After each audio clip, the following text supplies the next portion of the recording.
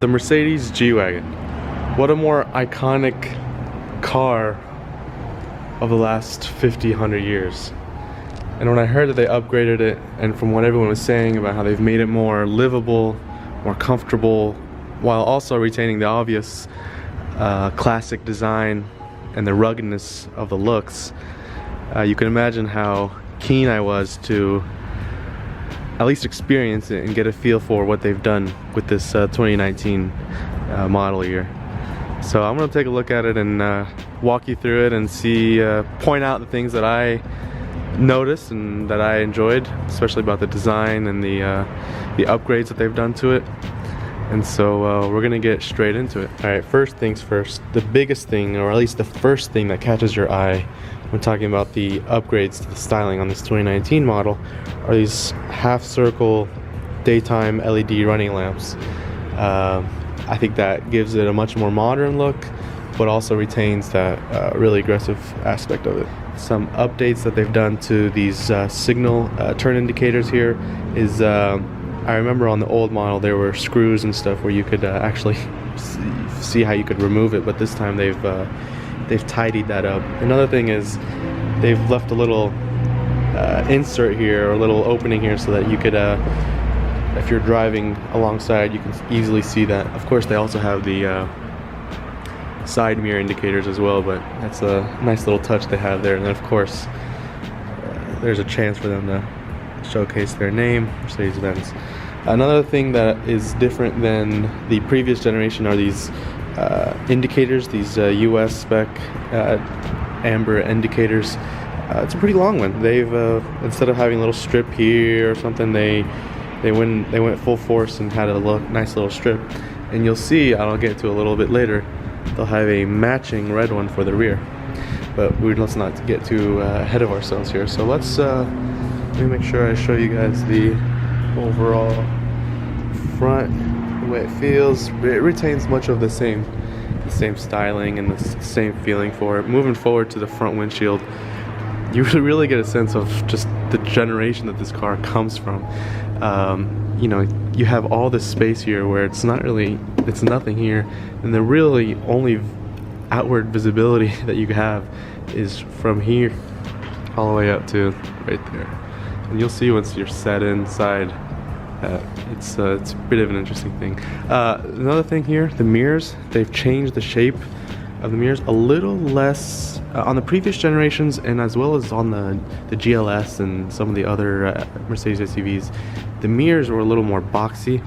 I'm guessing this is for fuel economy and for just general aerodynamics, which is pretty funny given that this car is the way it is. But it looks a little more sleek. Let me see if I can give you a better appreciation for that. So a little more sleek. I'm not as big of a fan of these just because it doesn't match the cars as well. But anyways, so you have the V8 badging here.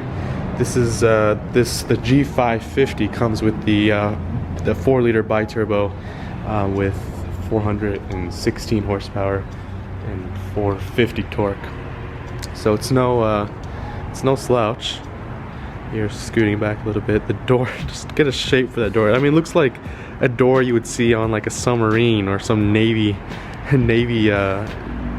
ship or something like that. But moving on, here's the rear indicator I was telling you about. It mimics the front over there in size and in design placement, but of course the rear one here is red. Moving on, I want to make sure I capture everything. One cool element, and let me get some additional footage here, but when you're standing back here, you can actually still see the tire poking out of these little, they've carved it out of the wheel fender here, which is pretty funny. But as you notice, when they did it back here, so this side also has it where it kind of cuts into the wheel arch, but back here, I mean, they have these little mud flaps. Let me see if I can show you. They have these little, they've placed these mud flaps after the fact. They just kind of screwed them on.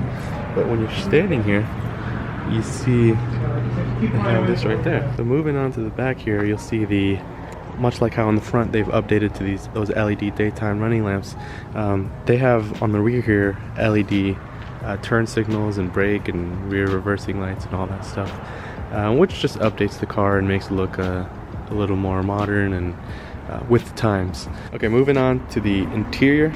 Of course, we have the classic G-Wagon doorknob and the button here.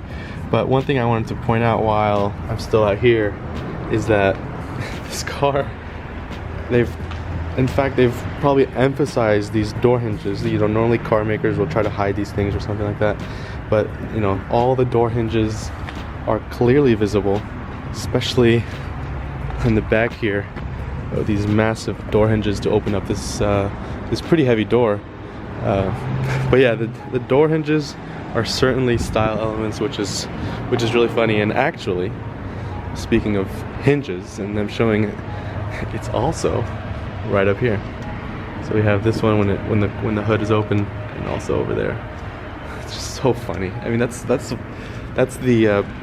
appreciation of this car. If you can't appreciate just the absurdity of it, then this car is not for you.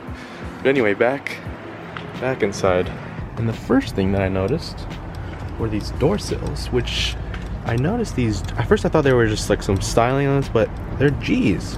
Little G here, or a big G there, and like a mirror image of that G. I think it's a G, right? It's gotta be. Or maybe totally missing that. But another thing I noticed was this little logo here. Let's see if I can focus on this. Come on, here we go. This awesome little logo here, and you can see that's a little G-Wagon, and you can tell it's the modern one because they have the LED headlights on them. So anyways, let's take a step inside. As you might know, on G-Wagons, the door sound for when you close it is a pretty notable or a pretty popular thing people like to highlight. But what isn't as commonly talked about is I'm not used to having to slam the door as hard as you have to in order to close this door. The sound, you know, okay, I'm gonna close it how I've been closing it, and you can see what I'm talking about. So when I close it, like, that sounds like the door should have closed, but it's not. So you really have to, and I always feel weird, especially when it's not my car, you know, slamming the doors. I hate when people slam the doors, but in this car you have to slam the door. So you really have to slam the door to close it. And that is how you close the door. So that's pretty funny. But anyways, moving on, let's power up. And speaking of powering up, one thing is here we have the push button start. Go ahead, give it a start like that and power everything on. The interior, I'm not gonna go through the whole navigation and stuff. This is pretty standard for Mercedes on their S-Class, E-Class, and even the new the AMG GT. So it's nice. It's two big screens. People either love it or hate it. They don't like how, you know, a lot of people don't like this blank gaps everywhere and everything like that. But I'm okay with it. I think it's necessary for modernizing this car. But moving down here to the center console, these vents, you see them on a lot of new AMGs lately, but what you don't see are these differential switches.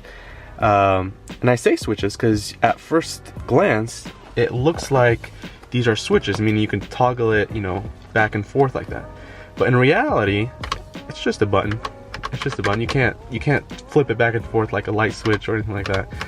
So that's a little funny thing that I was expecting. I was expecting it to flip down, and I press it, the whole button goes in. So that's funny. So moving down the center console, pretty standard stuff, standard Mercedes clock. One thing that I wish they did was, I wish they had, this is like to show like the vehicle dynamics and the vehicle settings and all that stuff.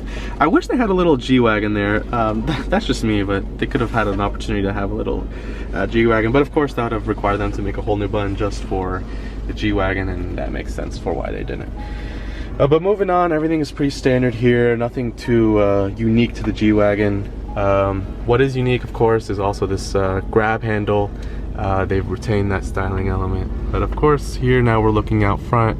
You really get a sense for, you see the little turn indicator here and over there. So it is a special occasion. I'm gonna power off the car just to make it a little more quiet. Onto the steering wheel. The steering wheel here, I've talked about this little trackpad here that controls stuff up there. but I've likened this trackpad to the BlackBerry trackpad that they started putting in their phones before they stopped making phones, or I don't know if they even make phones. But funny thing is I have a BlackBerry here to show you what I'm talking about. And you know what I'm talking about now? These are the same trackpads that you have on these Mercedes steering wheels. Even the same click feel. So I just wanted to show you that. That's a little funny thing. But moving on, so everything is pretty standard in here. What's really nice now, they have these ambient lighting. You can change the colors. There's like 1,000 different colors you could choose from. But yeah, everything is pretty straightforward in here. I'm not gonna, it's nothing too noteworthy. Moving on to the trunk, the G-Wagon still retains this this sideways opening door, rather than a lift gate or a you know, those dual folding ones that you see in Range Rovers and stuff like that. But they've taken the time to or the effort to put in these nice leather padding in here, and they have this shelf here that you just do that, boom. You get some space here. We have some just extra rubber mats and stuff like that. Pretty standard stuff. To give you an idea of how deep it is, I can just reach and grab the back seats like that, but those can be folded and adjusted however you want.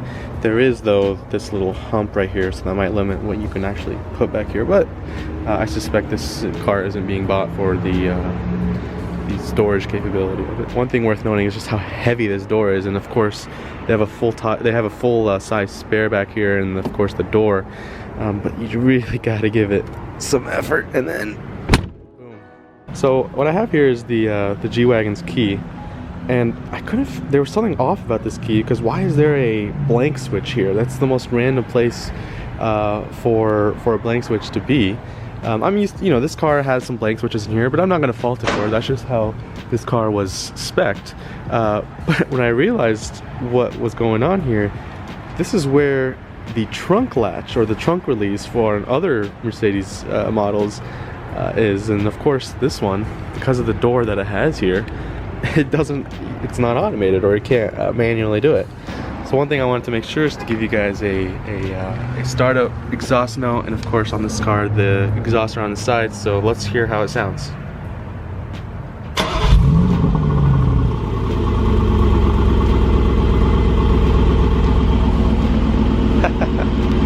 Something else that caught my eye on the exterior here was just how big this fuel filler cap is.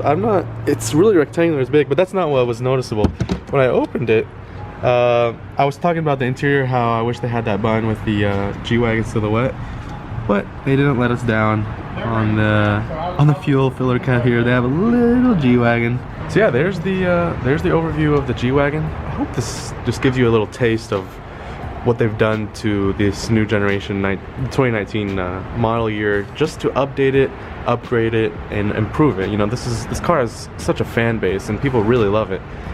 It's certainly an iconic car, and so to see Mercedes, you know, stay with it, to upgrade it, to make it more livable, more comfortable, adding the technology and the features and the ride quality and everything like that, to see them really keep pursuing it and keep investing in it, it's just pretty cool. You don't see that too often. But yeah, hopefully this gives you a little overview and you know, gives you a taste of what they've changed with it. So very good.